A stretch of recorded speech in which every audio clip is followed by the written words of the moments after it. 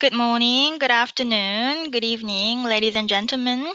Welcome to the third webinar for local and regional governments taking place today, Wednesday, 20th March 2019 at 10 o'clock and 16 o'clock Central European Time.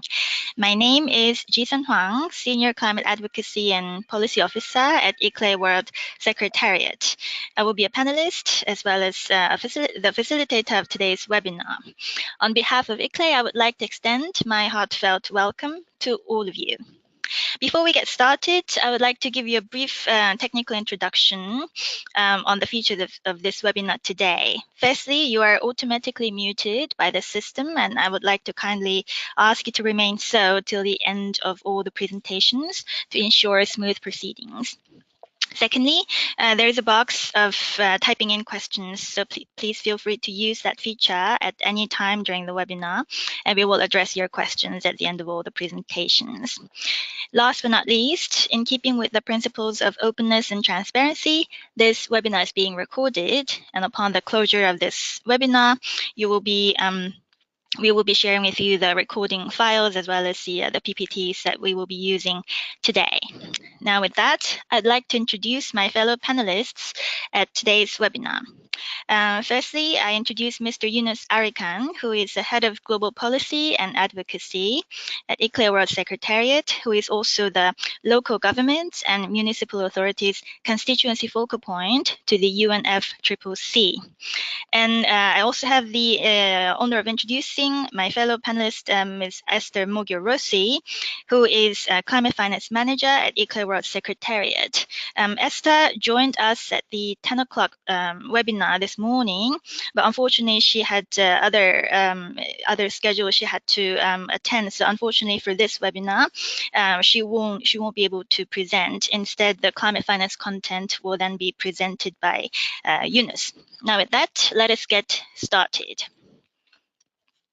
This is a table of contents of today's webinar. So we will start with updates on the 2019 agenda, sharing with you the latest information. And then we will be moving to two important submissions made to the UNFCCC recently, one on the Marrakesh Partnership for Global Climate Action, and the other one on the ACE agenda, the Action for Climate Empowerment. And then we will be moving to the climate finance topic, mainly focusing on the Standing Committee on Finance. Now with that, I give the floor to Yunus. Yunus, over to you. Thank you, Jasun. Greetings, all colleagues joining this webinar today.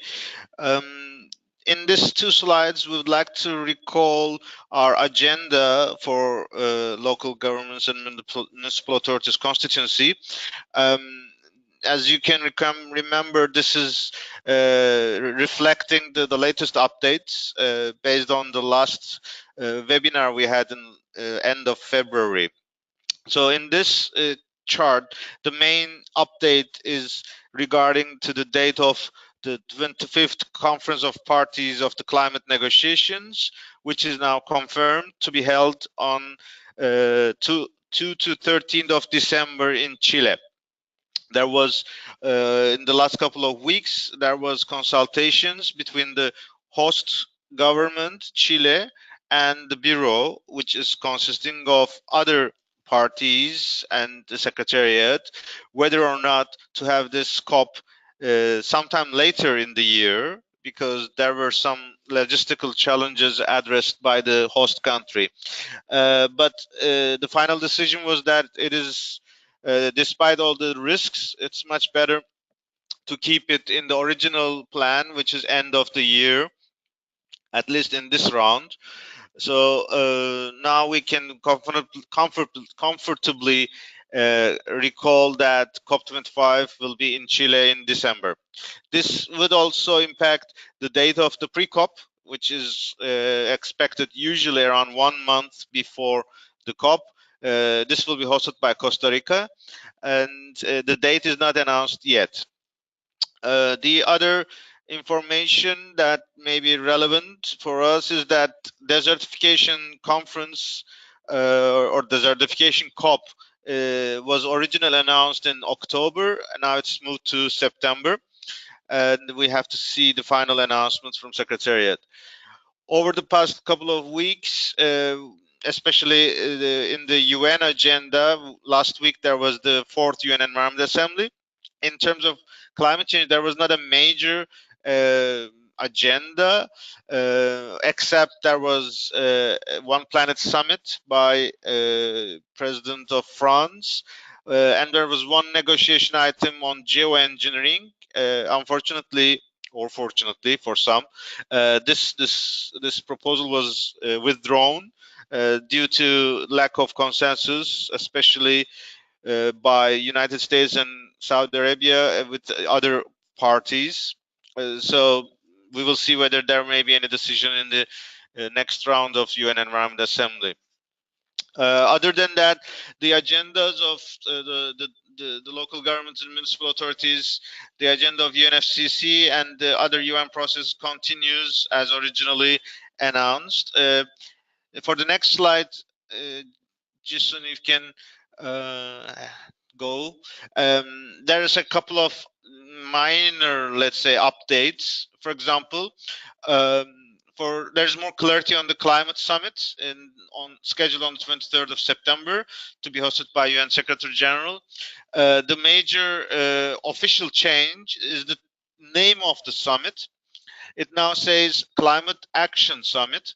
Original title was Climate Summit, and I think there was some concerns that it implies or there may be confusion with climate summits, which is traditionally the COPs. And I think by inserting the word Climate Action Summit, the hosts and partners try to make sure this is an action-oriented summit. There will be no negotiations, no legal outcomes, but much more collaborative initiatives or additional inputs. There are informal consultations that is conducted by UN Secretary General's office with a number of national governments and UN agencies. The thing that is now becoming officially almost clear that the number of action areas are increasing from 6 to 9. The other important information is that each of these 9 areas will be co-led by several national governments, and even there will be a secondary group of governments who will support the process.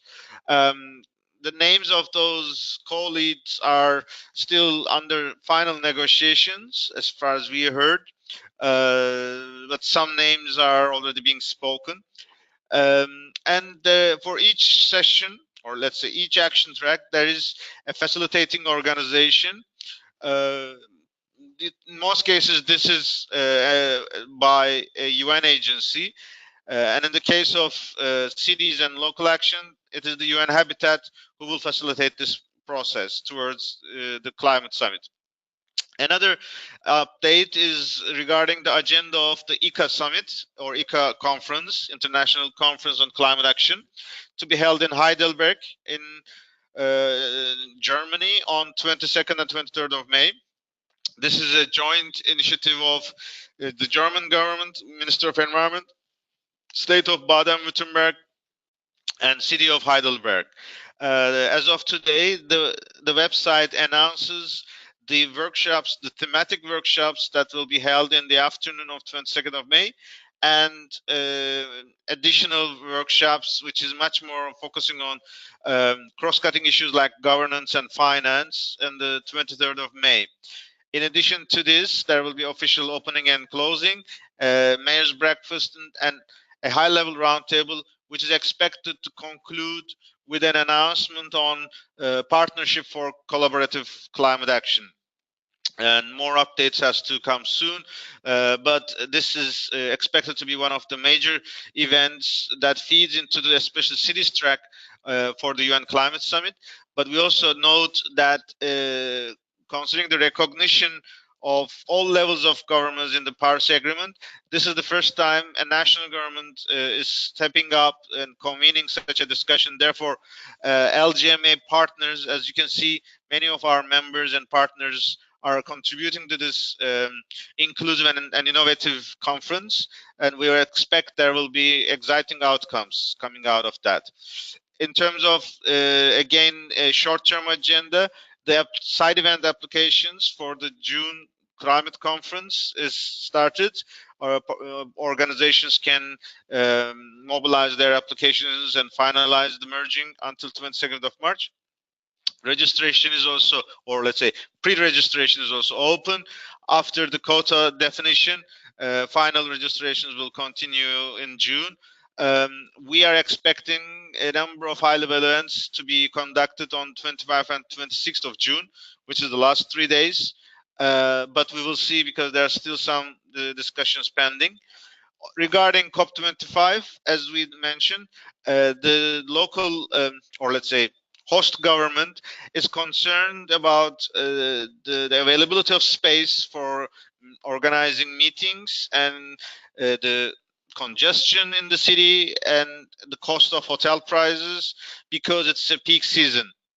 And there is also the possibility of having two venues, which is a bit distant from each other, which was tested in previous COPs, which was a result of the conditions that sometimes you cannot have too much control, that you just have to respect because of the material requirements.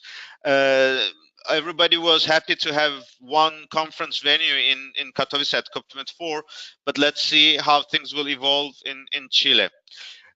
So with this, I'd like to hand it over to Jisun for the next round of updates.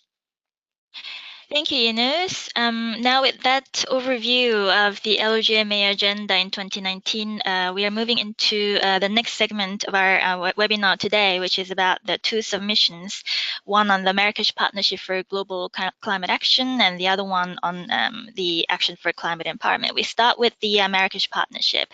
So let us first recap the 3 regional climate weeks that are scheduled for this year. So the first one is in full swing with the high-level opening that took place today. The pre-sessional started from Monday this week, and it will be concluded Friday this week, focusing on 3 of the 9 thematic tracks of the UNSG Summit. So energy, nature-based solutions, and cities and local action are the 3 thematic tracks that are being focused at the Africa Climate Week. And the rest of the 6 thematic areas will then be taken up subsequently by the Latin American and the Caribbean Climate Week and Asia Pacific Climate Week. And then more information on this, we will be happy to share with you as we get them later on. Now, having a closer look at the 1 week Africa Climate Week that takes place this week, the Climate Action in Africa, Race We Can Win, which also mirrors the catchphrase of the UNSG Summit already, to establish the institutional linkages between the Marrakesh Partnership Regional Climate Weeks and the UNSG Summit. There are a slew of events taking place throughout the whole week, packed with impactful events and agendas. So for that reason, we only listed the lead organizations for some of the major events that we would like to highlight for you. So for the pre-sessional days, Monday and Tuesday, many of the events were closed events. Invitation was invitation-only events. Some of those were the UNDP, UNFCCC, AFDB organized NDC dialogues in Africa. And there were breakout sessions focusing on local action, cities and regions, both on Monday and Tuesday, and ICLEI was a lead facilitator of this. And also yesterday, there was an in-person meeting of the Marrakesh Partnership, which had 3 breakout sessions following the 3 thematic areas of energy, nature-based solutions, and local action. So for the local action part, ICLEI again was the lead facilitator. And today was the big opening with the high level, at the high level, and then we have we had high-level plenaries of COP24 outcomes and ambition, as well as NDC implementation. And then we will tell you more about the local and regional leaders who are actively engaging and on the ground in Accra throughout the whole week. And then tomorrow is going to be a full day of technical meetings following the 3 tracks of energy, nature-based solutions, and the local action. And for the main tracks on the local action, for the technology part, global climate action, global covenant of mayors is leading on this, and UCLG Africa leading on the policy block, and AFDB, Africa Development Bank, and UNDP leading on the finance segment of it. And then you you can later on, when you get this PPT slides as your material, you can click on those organizations' names because these are hyperlinked. Now and then the whole thing will, a whole week will then be concluded on Friday with the closing events. Again, we have local and regional leaders who will be then present at each of those key moments. And on that note, move to the next slide. So these are the list of representative local and regional people who are working and engaging actively at the Africa Climate Week. So starting with all the leaders of local and regional governments, Mayor of Bohikon, Benin, and Mayor of Lumongo, Ivory Coast, Mayor of Accra, Ghana, Mayor of Kilimane, Mozambique, and many others who are going to be presenting the voice of citizen regions that are already working hard towards achieving the long-term goal of the Paris Agreement. And then there was a very successful MOU signing ceremony between ICLEI Africa and UCLG Africa yesterday at 1 p.m., focusing on strengthening the two organizations' collaborative efforts on urban sustainability, research, climate change, gender, and youth. Now we are moving to the submission of the Marrakesh Partnership. So as many of you recall, at the beginning of the year, the high-level champions invited input from both parties and non-party stakeholders on the work program for 2019, and to also they invited the reflections from stakeholders on the progress so far made by the Marrakesh Partnership. So from the members and partners of the LGMA constituency, 4 organizations submitted their input. Those are ICLEI, NH4SD, SLOCAT, and CDP. And then we are going to look into some of the details of these 4 submissions in a moment, but those 4 submissions clearly indicate a common strand of key messages. One of them focusing on the importance of multi-level governance, following the preambular language of the Paris Agreement, conferring recognition of the importance of engaging with all levels of government, and also the horizontal integration part, thereby creating this synergy with the whole of the society approach, where not just the Ministry of Environment and the climate officials, who are mainly the negotiators working on climate action, but also to increase synergy with other ministries like transport, energy, as well as gender. Now, and also last but not least, the importance of providing the means of implementation and support were strongly emphasized in all 4 submissions from the members of the LGMA, in order to make sure that the long-term goal of the Paris Agreement is not just going to be achieved with efforts alone, but to have this enabling environment that are supported through both technical assistance, capacity building, as well as finance. We are looking forward to discussing more on this at an in-person meeting of the MPGCA, the Marrakesh Partnership for Global Climate Action Strategy meeting. We were notified this week that unfortunately, because of the unexpected unavailability of the Polish high-level champion, as well as the pending nomination of the Chilean champion, we are awaiting for a new date for this strategy meeting to be set. But at least what we know is that the strategy meeting that was originally set for the last week of March, which is this week, which is next week, will have to be rescheduled at a later date. Now we're going into some of the details of the 4 LGMA members and partners submissions.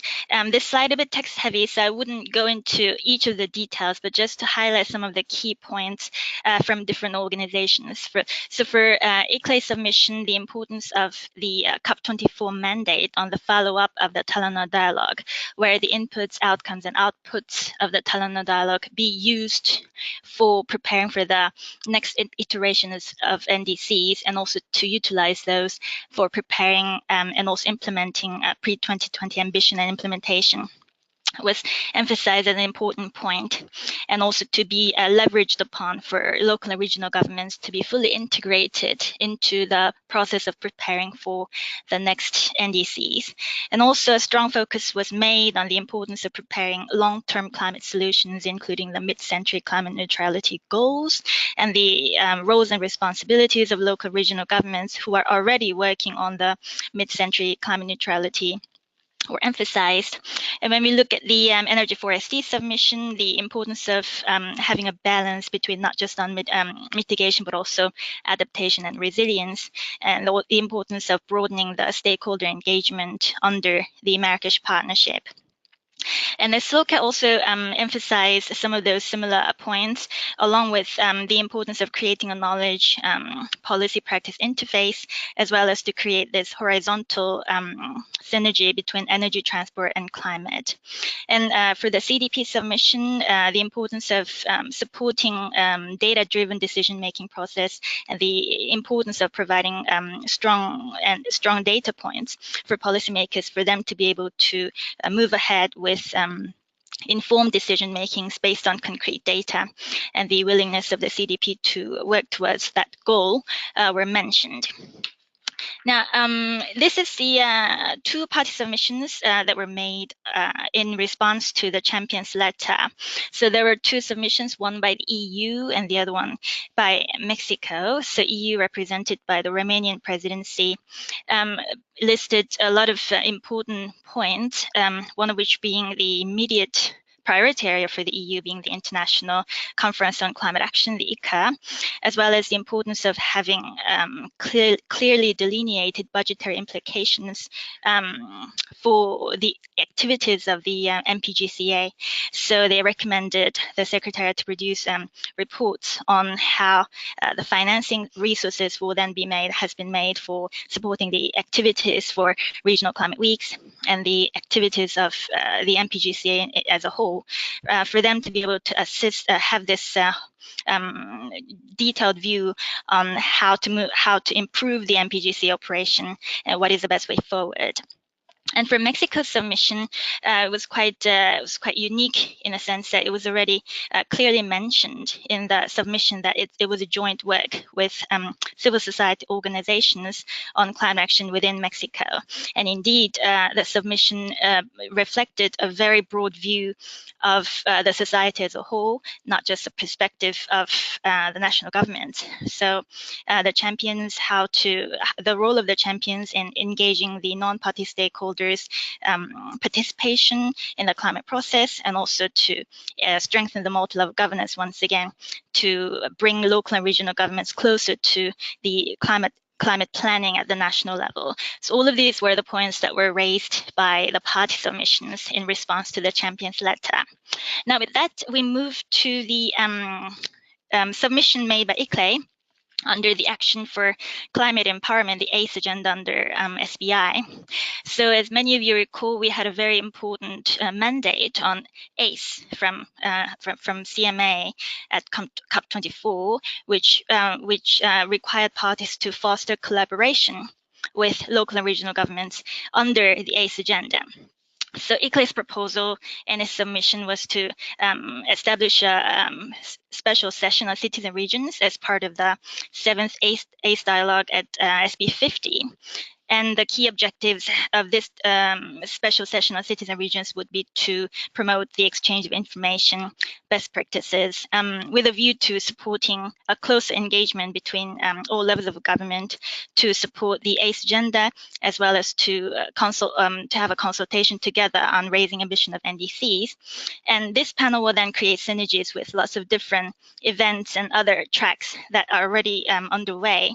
And one of that is to prepare for the urban decade of 2020-2030 and the ICLEI Resilient Congress 2019, as well as the ICLEI Action Pledge that was made last year at SB 48 under the Nairobi Work Program, that was to create strengthen the science policy practice interface.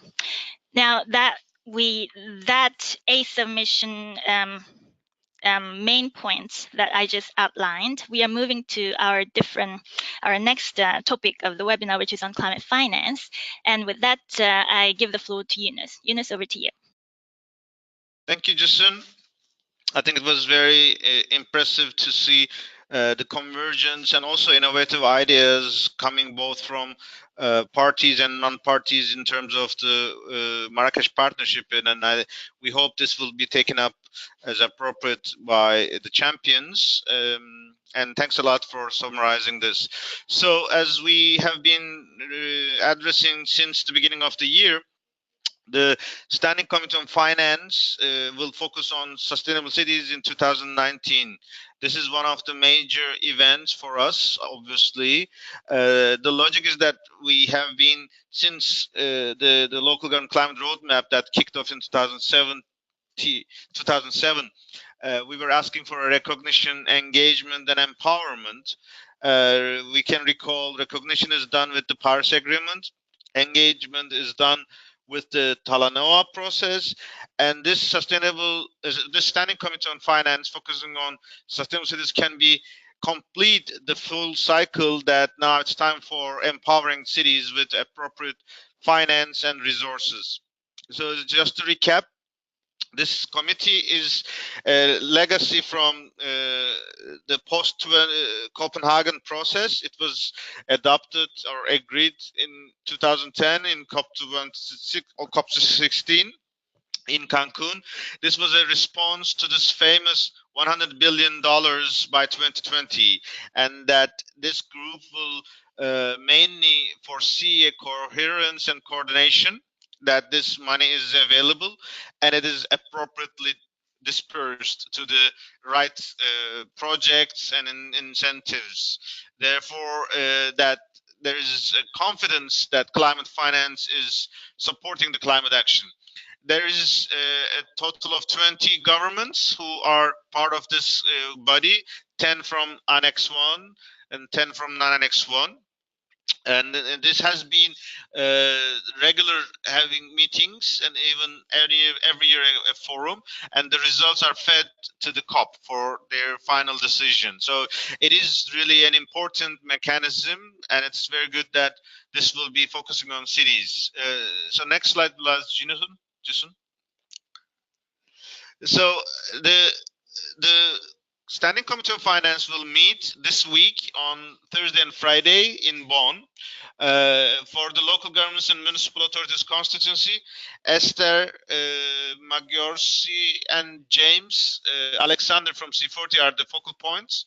We have been providing inputs to the consultations, and based on all these inputs, the Secretariat has released a concept note which describes the agenda items, and a special part is dedicated for possible agenda of the forum on sustainable cities, including potential hosts and venues and dates. These are providing the basis of the discussions on Thursday and Friday. From LGMA, our colleague Esther will be there, and she will do her best to intervene, which will go into details in a moment. The next slide, please. So on this concept note, there is a number of events were listed. This was a result of the invitation from the Secretariat to the organizer, to the partners. It was an open call, and everybody was expected to list the event, the date and the venue. The ideal scenario would be that it is organized in an event where there is a significant amount of representatives from cities and regions, so that the discussion can be focused and as appropriate as fruitful as possible, with different actors involved. For the moment, in this list, you can see the potential organizations and dates and venue. Some of them are still defined, but if we can have a overall view from the local government's constituency, we have local climate solutions for Africa.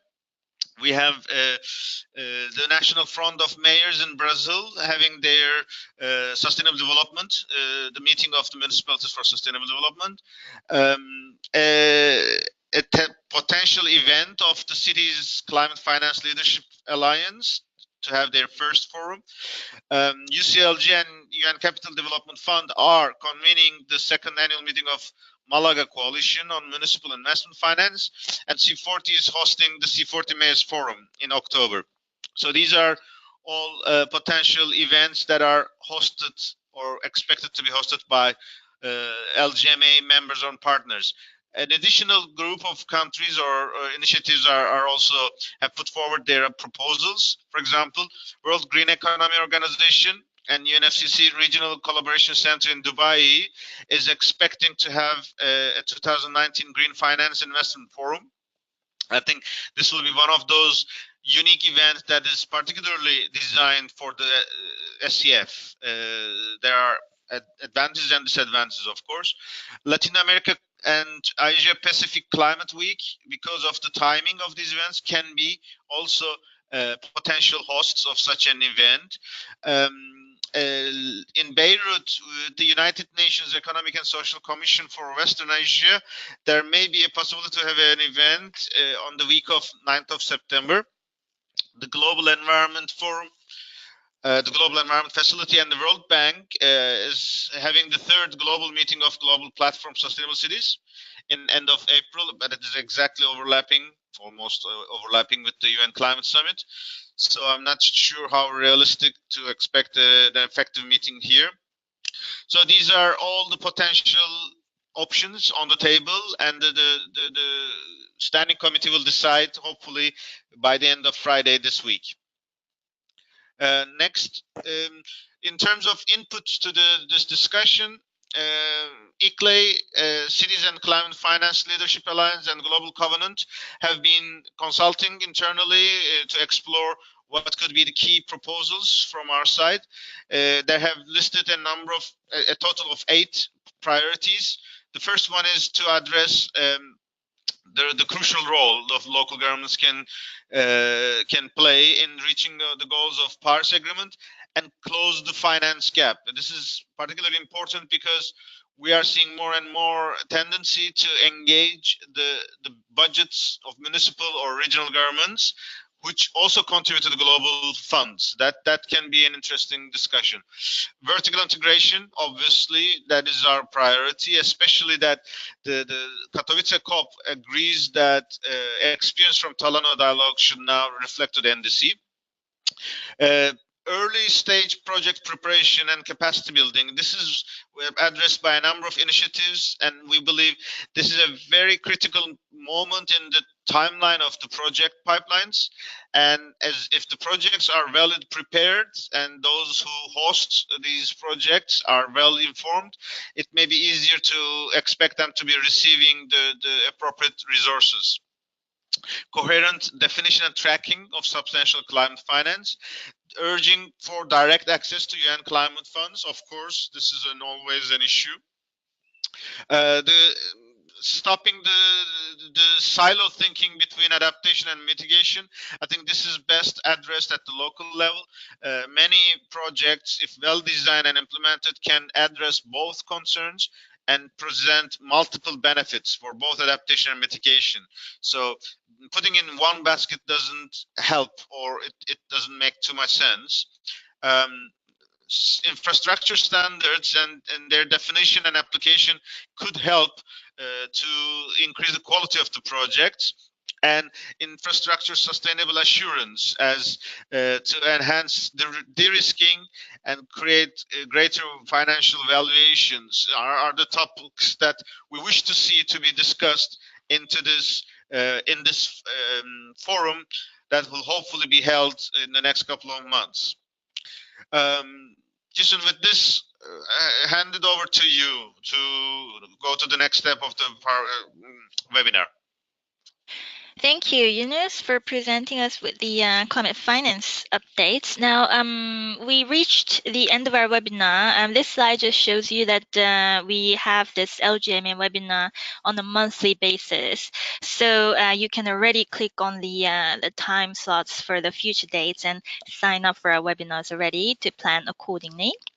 And at the same time, we added 2 more slides, which we already shared with you last time, just for your information purposes and also to refresh your memories about what kind of great mandates we actually take away from COP24. And we have to build upon this. Now, with that, we have reached the end of our webinar today. And then now I would like to open the floor for your questions and comments. So as I mentioned at the beginning, you're welcome to type in any questions that you might have, or you can just simply raise your hand and we will give you the floor. So now is your time to raise any questions that you might have had during the presentations. The floor is now open.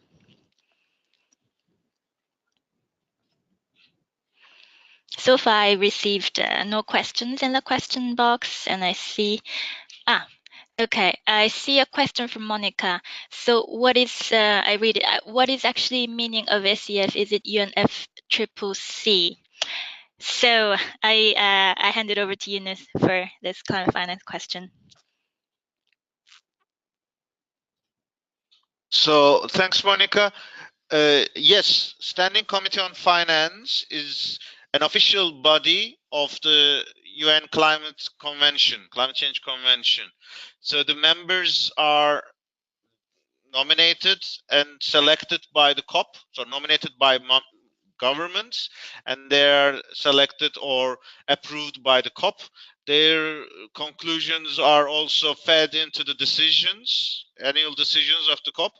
So it is an important body, decision-making body of the UN climate change process.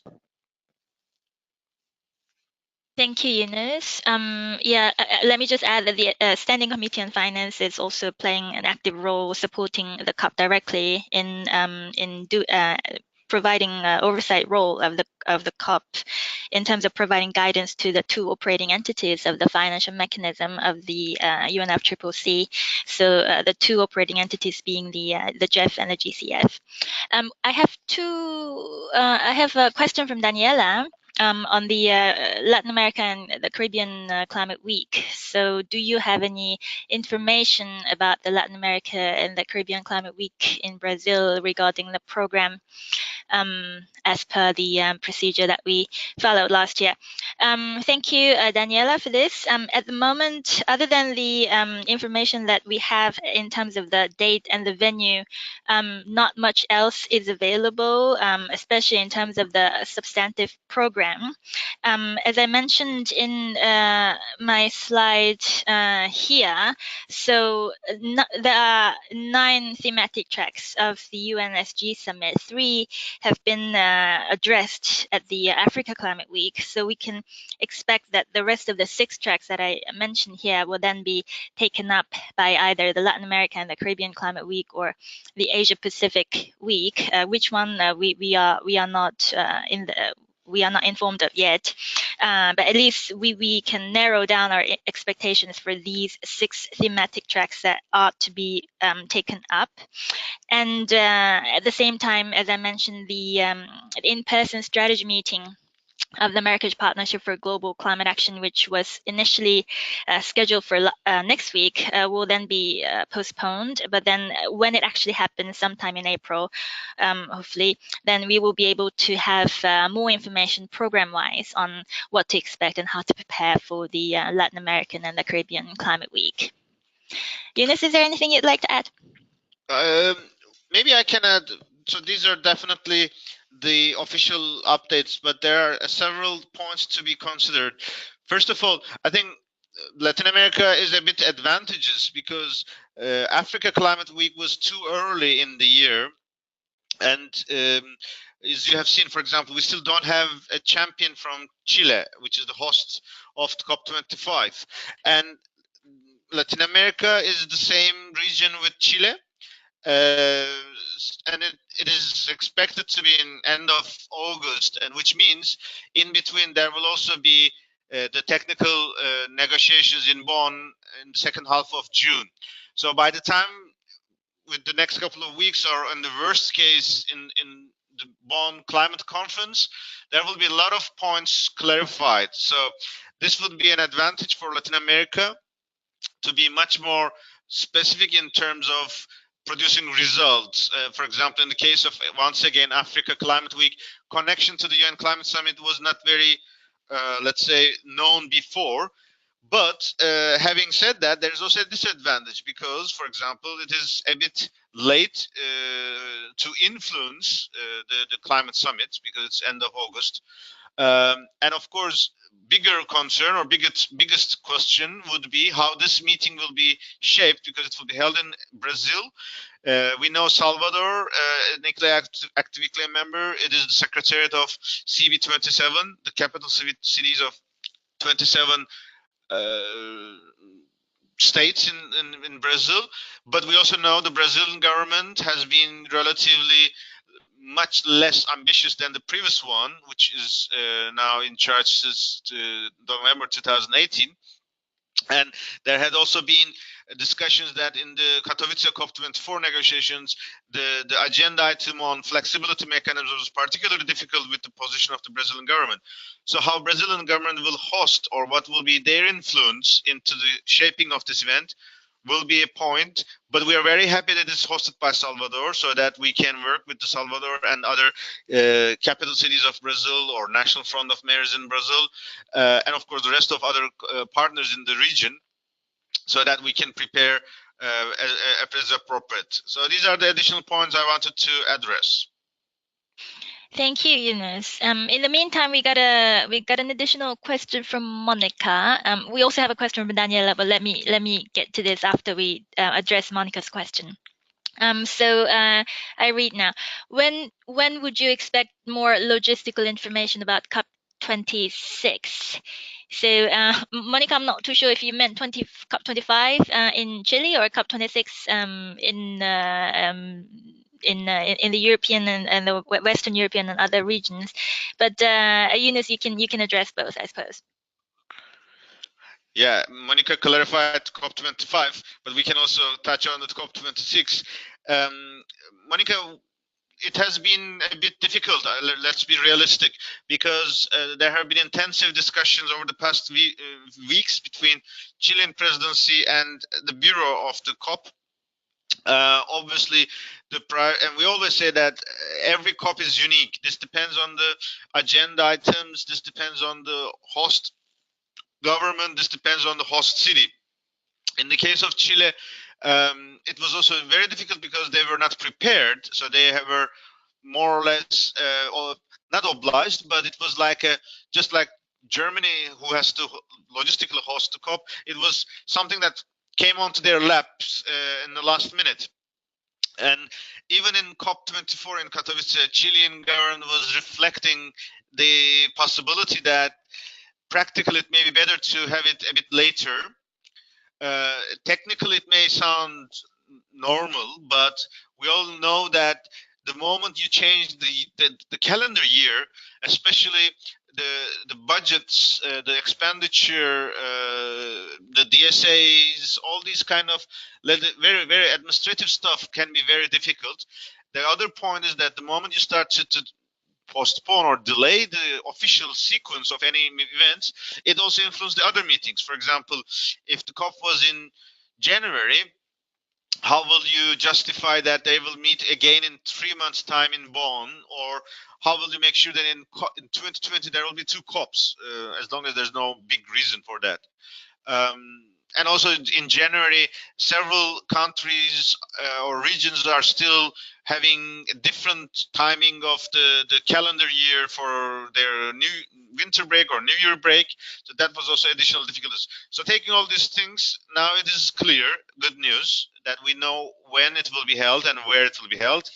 There will be more updates probably next couple of weeks. We know next week, for example, the President of the General Assembly is hosting an event in New York at the headquarters.